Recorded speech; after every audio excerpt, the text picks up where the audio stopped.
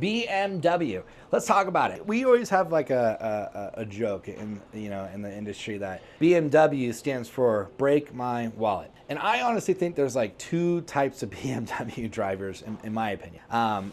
One is like the BMW driver who knows what they're getting into, knows that a high performance vehicle, kind of an expensive car, it is a luxury vehicle, sometimes have breakdown issues. That they know that, hey, unfortunately once a year there's going to be a serious investment into that car.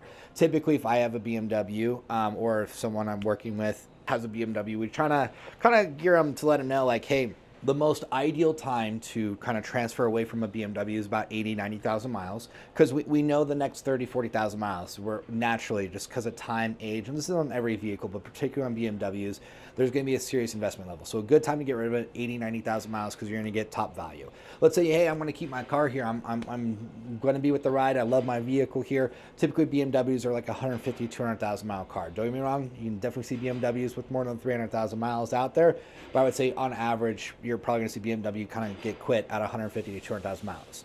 And so there's that type of owner, right? People who know what they got, know what they're doing. And then there's the other BMW owners. And these other BMW owners is just, they love the idea of having a BMW. They love the fact that it drives really well, but it's the ones that like we weren't anticipating the financial costs that it really takes to keep the BMWs in tip-top shape. And the bummer part about BMW is that like if you've got a failed component, particularly if it's electrical, particularly if it's coolant related, particularly if it's something like an oil leak, for example, something that is imperative to the vehicle, and let's say we have to wait on that repair, those owners tend to wait. Right? They tend to wait like 5,000 miles and then wait until something else happens with the vehicle. And so what turns into a $2,000, $2,500 repair, all of a sudden it's $3,500, $4,000, right? And we're not anticipating that because BMWs are the notorious in perfect definition of the domino effect. That when one thing starts to fail in the car, the domino starts falling and is immediately impacting the next item.